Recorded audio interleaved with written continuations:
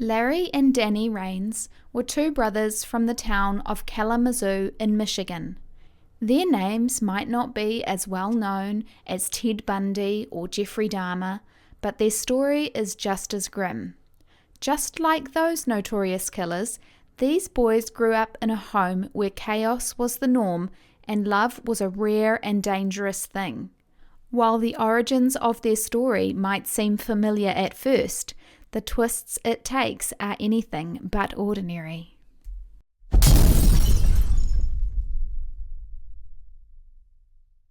Kalamazoo is a small town nestled in the southwestern part of the state of Michigan. It is known for its manufacturing roots and educational institutions.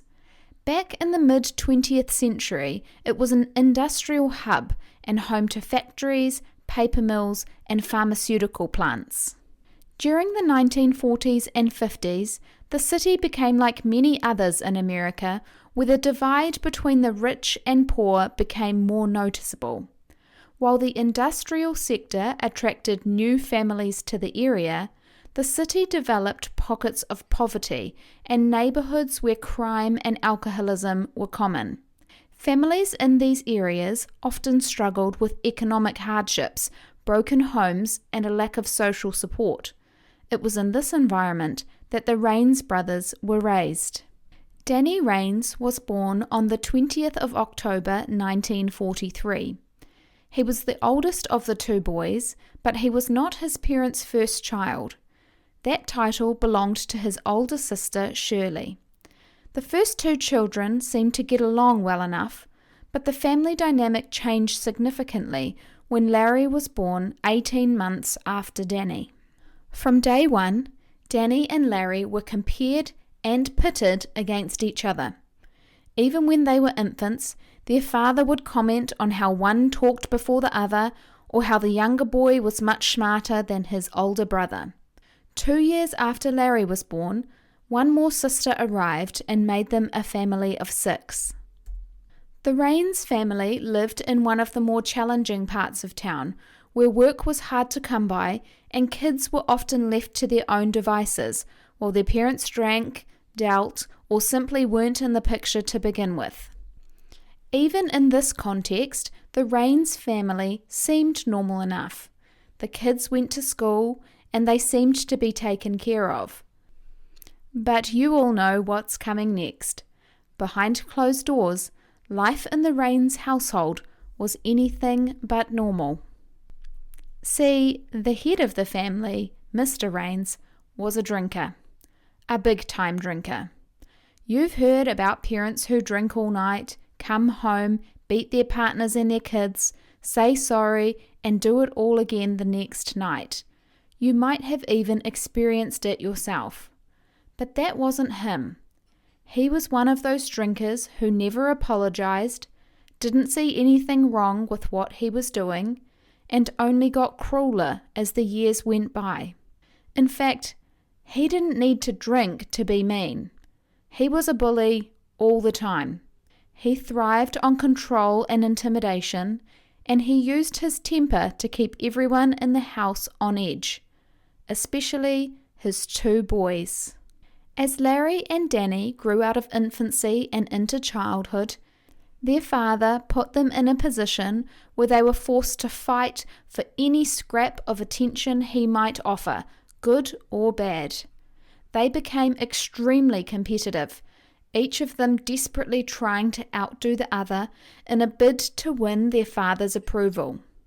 He seemed to enjoy watching his sons battle for his favour, and he would come up with cruel competitions that pitted them against one another to prove his authority. One of these games involved handing each of his boys a glass of whiskey and forcing them to drink the whole thing. Keep in mind they were both under 10 years old at the time. Then he would throw a few dimes and nickels on the floor and tell the boys that whoever collected the most money was the winner and his favourite. Larry and Danny would both rush to collect the coins and scratch and beat each other to try and get hold of the coins the other had collected. Whatever approval they gained from their father was hard-won and short-lived. Within a few minutes, their dad would get bored and go back to ranting and yelling at them both. He was also extremely strict when it came to discipline. No misdeed went unpunished, and every punishment included pain, both physical and emotional. He would belittle the boys, call them names, and remind them they would never amount to anything. That's not to say he didn't target his daughters, but spoiler alert, they didn't turn into serial killers. Where was their mother in all this? Well, she was no better. She might not have drunk, and she might not have hit them, but her detachment from what they were going through was equally as damaging to them both. She never stood up for them, never showed them any affection, never held them or hugged them or encouraged them. Larry and Danny wanted what every child wants, someone to love them and to be proud of them, but all they got was rejection. Beyond alcohol, their father also had a taste for women, especially those who weren't his wife. When he wasn't at home making their lives hell, he was in someone else's, giving them the affection and attention he never showed his own family. These infidelities were no secret, and by the time Larry was 9 and Danny was 10, their mother had enough and she told him to leave. He did, and he moved to another town where he became a gas station attendant. He never visited any of his 4 children again. With that, the monster of the household was gone, but his absence didn't bring an end to the rivalry between Larry and Danny. Their desperate need to be better than the other still remained. If anything, it was worse. Now there wasn't even a pitiful reward for one-upping the other. Both of the boys felt even more worthless than before, and with their mother unwilling to offer any love or affection, they were forced to look for it elsewhere. Larry was 13 years old when he met their new neighbour, Sue. She was a 23-year-old single mother to 3 children. Over the next few years, Larry spent most of his time at Sue's house and they started an intimate relationship. Even though he was just a teenager himself, and his dad had been the worst kind of parent, if you can even call it that, Larry stepped into the role of father to her children. But just like their dad, one woman was never enough for Larry and Danny. By the time they were teenagers, women had become just another thing for them to fight over. They had grown up watching their father juggle his affairs, and without a healthy example of love or loyalty, they began to mirror his behavior in their own relationships. In 1960, the brothers started dating the same woman, Kathy, who they knew from high school. Each brother tried to prove they were a better catch by showering her with gifts and affection. Their rivalry had nothing to do with Kathy herself. She was just a prize to be won. Danny would buy her jewellery, then Larry would follow up with something even more extravagant. When Danny took her out on a date, Larry would find out and try to plan something more impressive the next day. It was all about proving who was stronger, more charming, and more desirable. While all of this was going on, Larry hadn't given up on his romance with Sue. He was 15 years old, dating 2 people, at the same time as trying to be a father to 3 children and going to school occasionally, even if it was just to keep an eye on Kathy and Danny. Eventually, something in Larry's dysfunctional world had to give. In the 10th grade, he decided to drop out of high school, and then he decided to fill his time with crime. At first, it was petty theft and causing a nuisance, but things took a more serious turn when he was arrested for stealing a car. The district attorney took pity on Larry and offered him a choice. If he agreed to join the military, he would avoid a conviction. Larry agreed and enlisted the next day. But life under the strictly regimented rules of the army didn't do anything to change Larry's behaviour. If anything, it just reminded him of his tortured childhood and the control of his loveless father. From the day he joined the army, all Larry wanted to do was get out. He was repeatedly caught absconding from the barracks to get drunk, and he was disciplined for misconduct. Then, in 1963, he got more drunk than usual and attacked a fellow soldier. After that, Larry finally got his wish. He was dishonourably discharged from the military and sent back to Kalamazoo. Larry came home to find that Danny had married Kathy and they had 2 children together. Larry was enraged at the thought that his brother had one-upped him yet again, and he just couldn't let it go. So he begged his old neighbour Sue to marry him. In his mind, he had helped raise her kids, and there was no reason why she would say no, except she did. And no matter how many times he begged her to change her mind, she refused. It was yet another rejection in a life full of rejection. Over the next few months, Larry's mental health spiraled to the point where he tried to take his own life. At the last minute, he was found by a police officer and sent to a psychiatric hospital for 10 days. Getting professional help should have set Larry up for a new start, but all it did was remind him that he was a failure. He couldn't get a job, he couldn't get someone to marry him, and he couldn't even take his own life when he wanted to. So instead of trying to hurt himself, Larry took his hatred and frustration out on the world. Late in the evening of the 30th of May 1964, Larry got dressed and walked out onto the main highway running through Kalamazoo. He posed as a hitchhiker and was picked up by Gary Smock, who was a schoolteacher passing through town. When Larry got inside the car, they chatted for a while. But partway into the drive, Larry pulled out a gun. He threatened Gary and told him to pull over or he would shoot him. When they were on the side of the road, he forced Gary into the trunk of his own vehicle and continued driving towards town. Gary tried desperately to escape from the trunk, and he screamed and begged for his life. But this only pissed Larry off.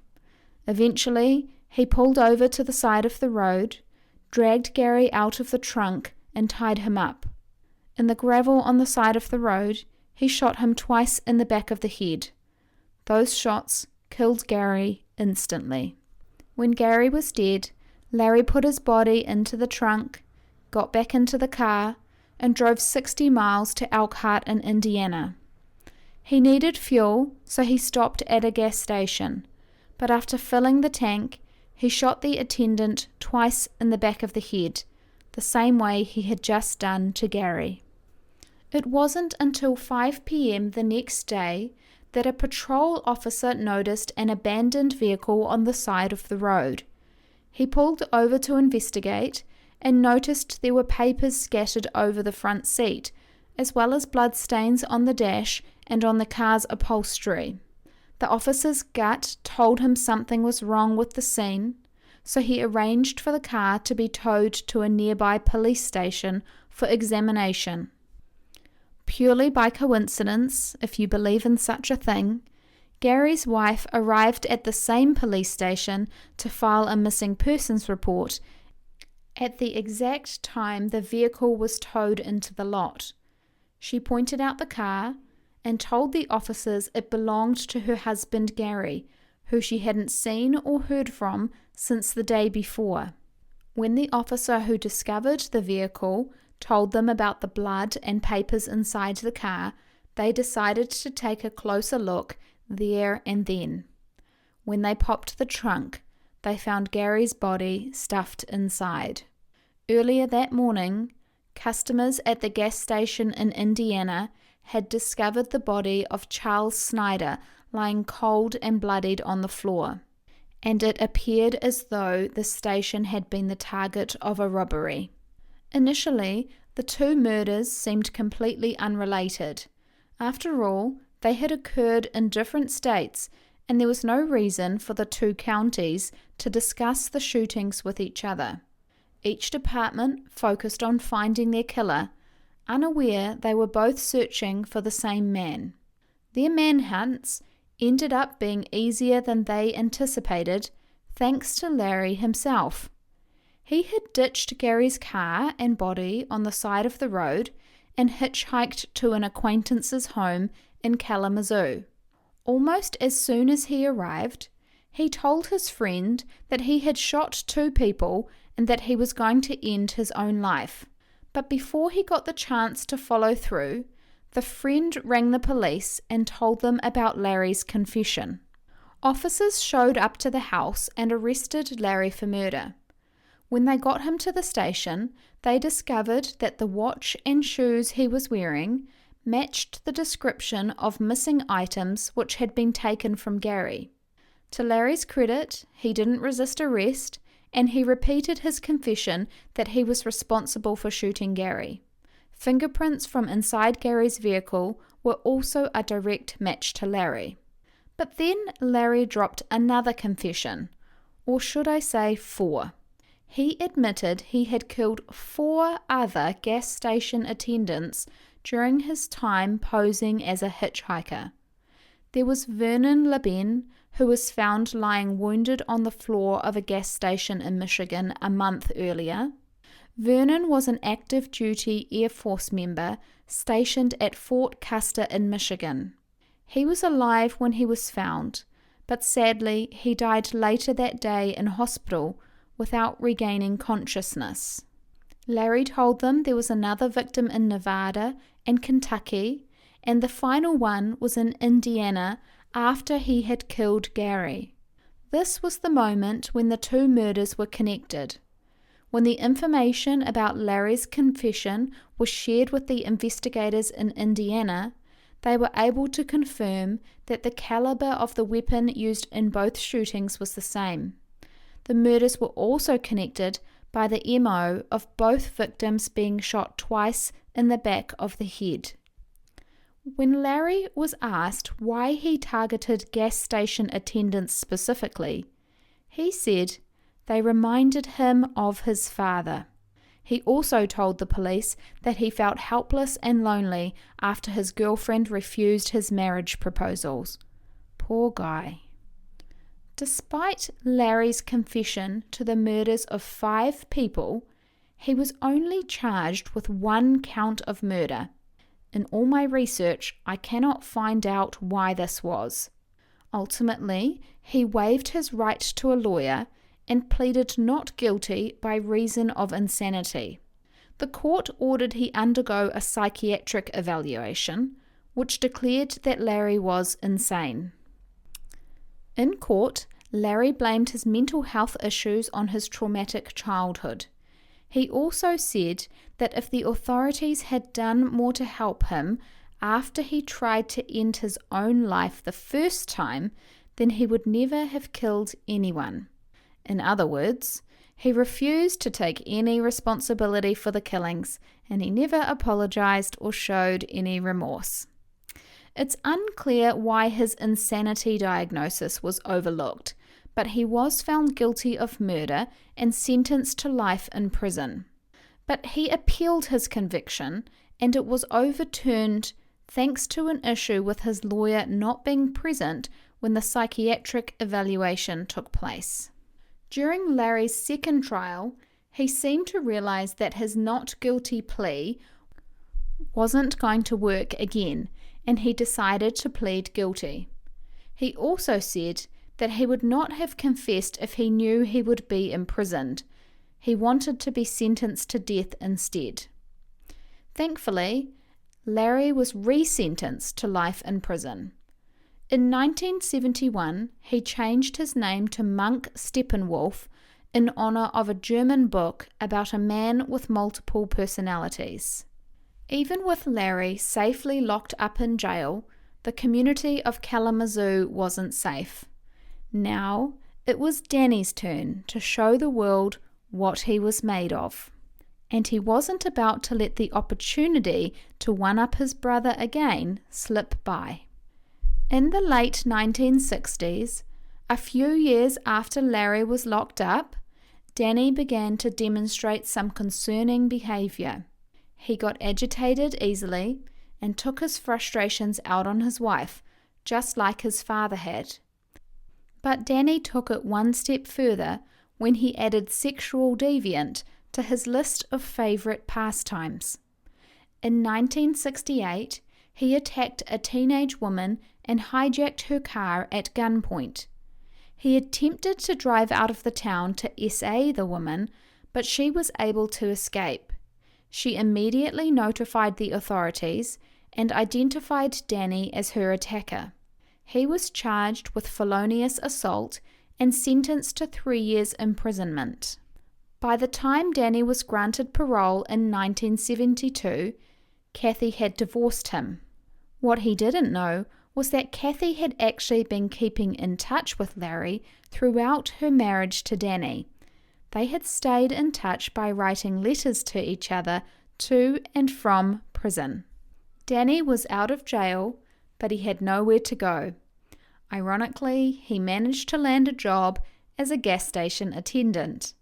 He met another woman and moved into her trailer, where she became the new target of his anger and aggression. A few months after moving in, Danny met a 15-year-old boy named Brent Costa. Brent was a high school dropout from a family as equally dysfunctional as Danny's. His mother had schizophrenia and his father was an alcoholic, and he too craved the love and affection he didn't get from the people who should have loved him the most.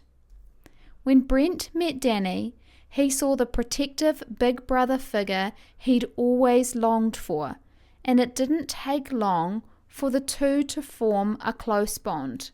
When you have experienced such deep neglect and pain, it's easy to form trauma bonds or connections built on the shared understanding of suffering.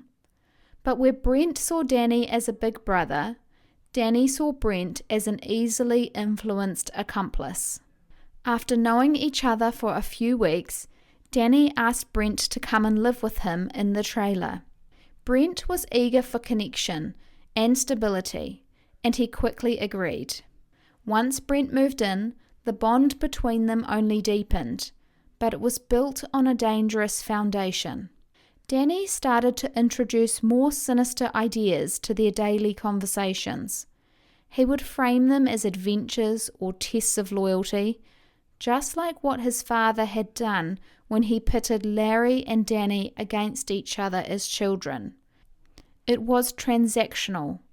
Do this thing and you'll get my love. Brent was eager to prove himself and afraid of losing the only person he had a connection to. So he went along with Danny's increasingly dark suggestions. What started as small petty crimes escalated into more serious acts until the lines between good and bad were completely erased from Brent's mind. Once that happened, Danny could get him to do whatever he wanted. In 1972, they took their crimes to a new level. One night, when Danny was working at the gas station, two 19-year-old girls, Claudia Bidstrup and Linda Clark, had the misfortune to choose his location to refuel. Danny got to chatting, and he told the women he had a friend who wanted to meet them. He gave the girls alcohol while they waited for Brent to arrive. At some point, Danny overpowered the women, essayed them both, and told Brent to kill one of them.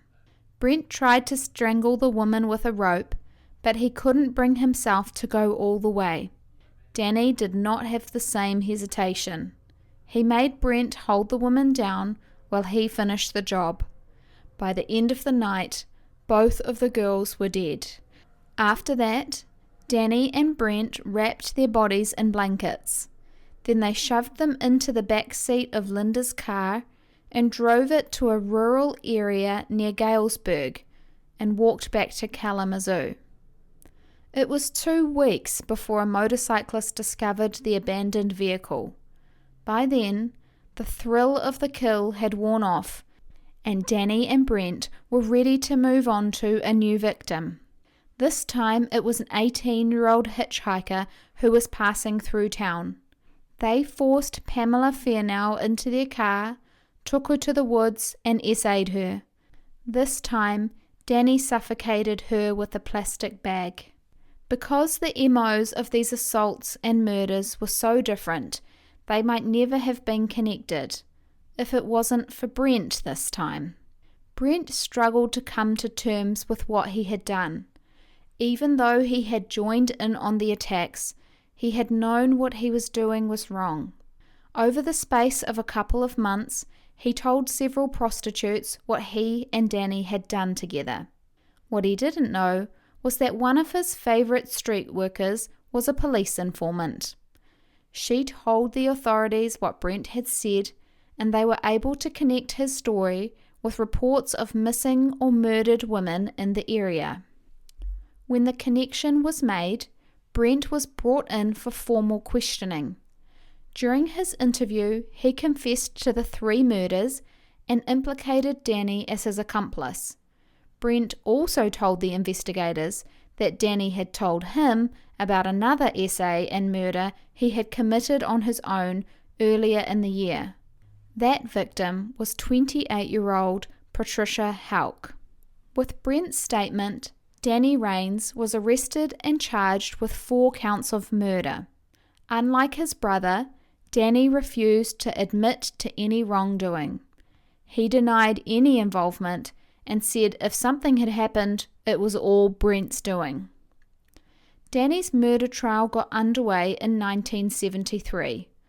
Ultimately, the jury found him guilty of 1 count of first-degree murder and 3 counts of second-degree murder. He was sentenced to life without parole, plus 2 additional life terms. Brent accepted a deal in exchange for appearing as a witness for the prosecution against Danny. He pleaded guilty to 1 charge of second-degree murder and was given a life sentence, but with the possibility of parole. He underwent several sex offender rehabilitation programs whilst incarcerated. He also earned a law degree and was considered an exemplary prisoner. In 2021, despite the families of his victims arguing against it, he was granted parole and released from prison after serving 48 years. By 1973, both of the Rains brothers were locked up in prison with no chance of parole. Interestingly, at one point they even occupied cells next to each other. Here's another twist you might not have seen coming. Remember Kathy, the woman they both dated in high school, but who had eventually married Danny and had 2 kids with him? But then she had a mail-order affair with his brother, Larry, while he was in jail, and then divorced her husband, Danny, while he was in jail.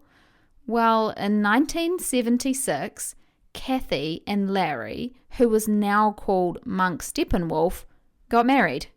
They divorced sometime later. On second thought, you might have seen that coming. Both men had become serial murderers, taking multiple lives, but what stands out about this story is how completely separate their paths to violence were. Their choice of victims was different, the methods they used to carry out their murders were different, even their motivation to kill seems to diverge. But even with these differences, it's clear that both brothers were shaped by the same toxic childhood. They were bound by a legacy of violence and dysfunction. Despite their shared history, Larry and Danny never spoke again, and each one refused to be associated with the other. Their rivalry followed them to the bitter end. Danny died of natural causes in January 2022 at the age of 78. Larry died in November 2023, also of natural causes, and also at the age of 78. Larry and Danny Rains remain one of the only known sibling serial killers whose crimes occurred completely separately from one another. Their offences occurred in different decades with different victim profiles. They killed for different reasons and used different methods to carry out their crimes.